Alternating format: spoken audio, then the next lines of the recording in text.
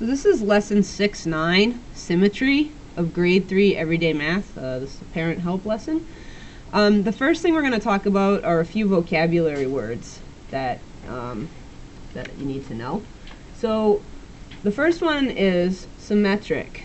And if a shape is symmetric, it means that when the shape is folded, the two halves match. So for example, if I have a square here, if I were to fold the square in half, like this, then the two halves would match. The same could be said about a piece of rectangular paper. Okay, there's a shape, there's a line of symmetry right down the middle of this paper here, because if I fold it in half, it will match. Okay, shapes can be symmetric in more than one way. I could fold it this way, and it would be symmetric along this line of symmetry, along this line. So we say a shape is symmetric if when that shape is folded, two halves of the shape match. And those lines are called lines of symmetry. Okay, we say the shape has symmetry. Okay, so it is symmetric or it has symmetry. When we talk about a shape, the next word is mirror image, and when we talk about the shape being mirror image, it's essentially what would be on the other side of a mirror if we had this on this side and this on this side, and we wanted to make this mirror image. Then we would have to figure out what the other side looked like. It's sort of like this shape looks at looks at itself in a mirror. So if it were to look at itself in the mirror, then this is what this shape would see. Okay, it would just see the other part of itself. Okay, so if we look at the line of symmetry in a shape, on the one side of the shape looks one way, the other side of the shape is going to look the exact same way. Sort of like it just looked into a mirror. It's a mirror image. Okay, and then the line of symmetry is just exactly these lines down through the middle here of the shape.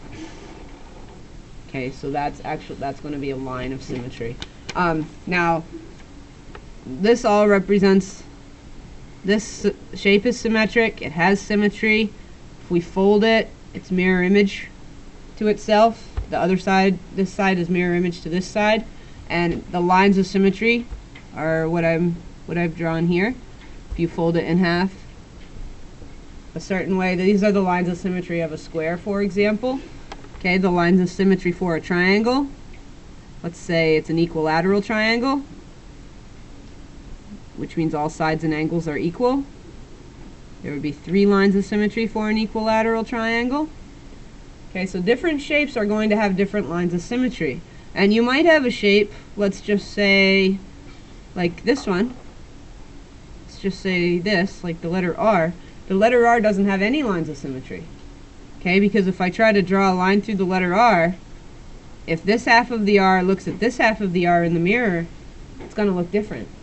Okay, on the other hand, if I happen to have a letter A, okay, so that doesn't work. But if I happen to have a letter A, look, if I draw a line through the middle of the letter A, you can see that if this side of the A looks at this side of the A, you could even fold it right along that line, and it would be looking at itself in the mirror. Okay, so it could go mirror image to itself. It has a nice line of symmetry down the middle. Okay, so that's essentially what we're talking about when we talk about lines of symmetry. We want kids to be able to identify equal parts of shapes. So for example, if we're talking about the lines of symmetry in a rectangle, we want kids to be able to know that here's the line of symmetry down the middle, and that this half is equal to this half. So those are equal parts in this shape. Sometimes kids will try to draw a line of symmetry, but they'll do something like this. Okay, we can clearly see that this half is not equal to this half, because this isn't even a half, it's just a piece of it.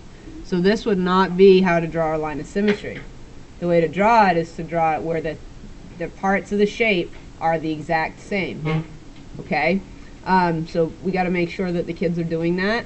We want kids to be able to draw line segments to connect points, which they've been working on quite a lot. And we want them to be able to draw missing parts of symmetric figures. So today they're going to be working on exercises where they'll have a set of points, and what they're going to have to do is within the points they're going to have to notice where the lines of symmetry are. So for example, if this is what is in front of them here, let's say, and let's say it looks like this, and like this, and like this, we're going to want the kids to be able to draw the other half of that shape. Okay, so this would be the line of symmetry going right down the middle. Okay, so they have to be able to say, okay, well, this connects from here to here, then it connects all the way to the edge here on the middle one, and it connects down to here, and then it connects back up to the middle. Now my points weren't exactly even, so it came out a little bit discombobulated, but you can see how if you fold it in half, it would land on itself and be exactly the same figure. So it's mirror image, okay, and that's the line of symmetry. So we want kids to be able to draw line segments between these points, and we want them to be able to connect the points to draw missing parts of symmetric figures. We also want them to be able to locate the lines of symmetry in two-dimensional shapes. So we want them to find these shapes and then locate where are the lines of symmetry in those shapes. We want the kids to be able to say, oh, okay, they're here and here and here and here in a square, or here and here and here, or here. So kids should be able to identify those things. There's lots of ways you can help out with this at home. There are many common objects around your house that you may find that have lines of symmetry. You might find certain books have lines of symmetry. You might ask the kids to find the lines of symmetry on their plate at dinner time, or dishes that you might use, or anything else, just common objects that you use around the house. Anything that could look mirror image to itself would have a line of symmetry. The other thing you could do, have them draw something and then fold it in half and create a shape sort of similar to what I did here, and have them be creative with it. See how what they can create using lines of symmetry. Especially kids at this age can be very, very creative, so they can probably produce some great symmetrical masterpieces. And try to use this language in your everyday life. Try to use symmetric. Try to use the word symmetry. Try to use mirror image. Try to use lines of symmetry. And just get kids used to that vocabulary and language. So symmetry is a lot of fun. It can be a little bit confusing for kids sometimes, but the more they practice with it, the better they get with it, just like anything. So this is lesson 6-9, Symmetry of grade 3 Everyday Math. Okay, questions?